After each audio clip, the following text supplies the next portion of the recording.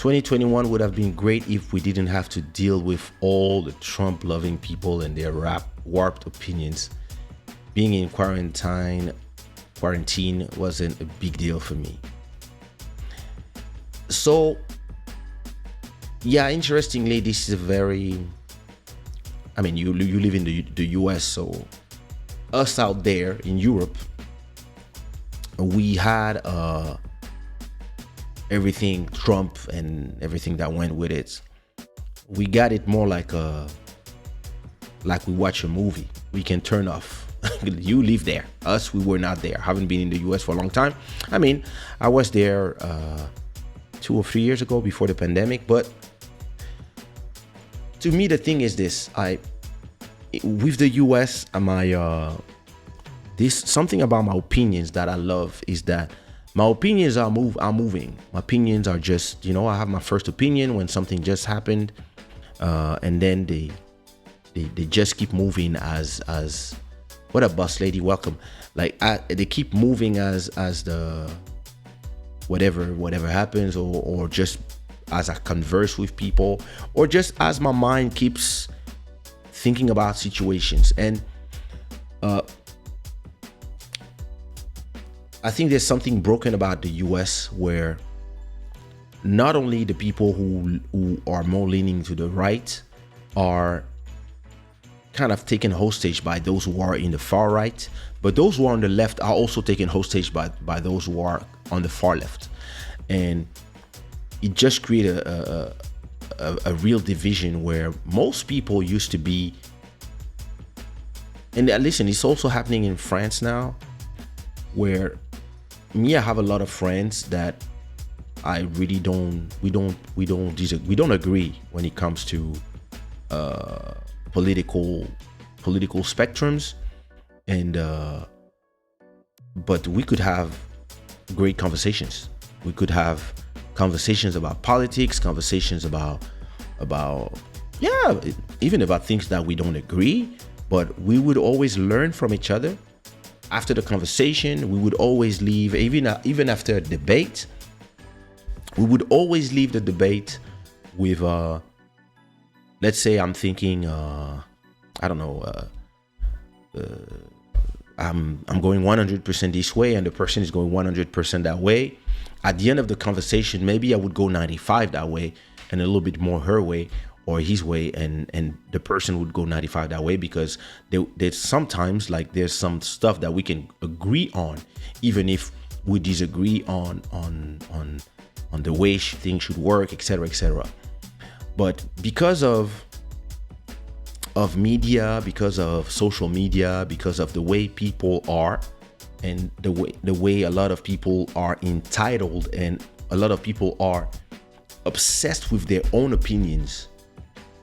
In the last 2, 3, 4 years, we've seen a world where people are seeing opinions as religious gospel, where, to me, an opinion is an opinion. Like, you can hate eating mangoes, and one day you talk to the right person, or you go to the right place, or maybe you go to a place where there's only mango, anything is mango, and you have all type of food, but the menu is only mango, and you don't have a choice because you're hungry. You try something and you're like, mango is not so bad, and then you change your mind. But everybody in media, everybody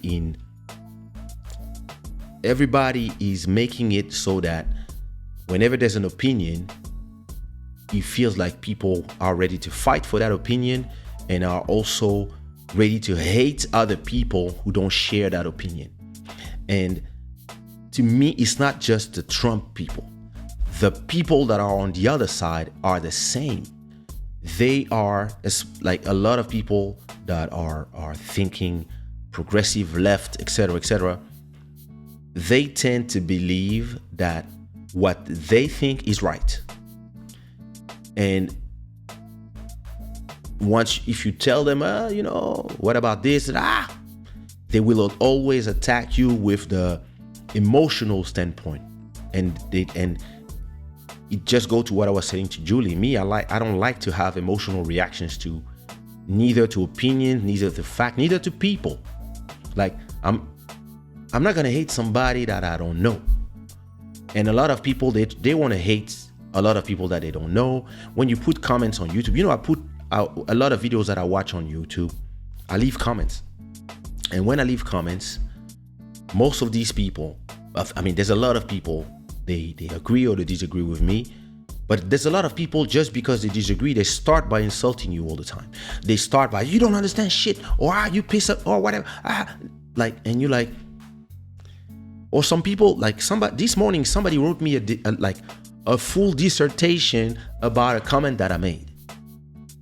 It was a comment about that girl who spilled soup on somebody, and because her soup was too cold, too hot, or whatever, so she came back to the person who was at the counter, and she came to complain. And instead of just understanding whatever, one of those entitled people, the Karens, how you call them, she just spilled the soup on the face of that person. And my comment was, this person deserves a little bit of jail time, 1 day or 2 in jail. I don't remember what did I say after that. So some jail, a lawsuit, or to lose her job or something like that, and an uppercut. Yeah, you deserve to get punched in the face. And then you have 300 comments under my comments. Some people telling me, violence, like, where are all these soft people? Where are they all coming from? No, don't resort to violence.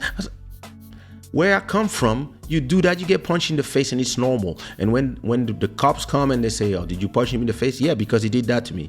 Yeah, I would have punched him in the face too. Okay, mister, you're wrong. You know you're wrong. Let's go.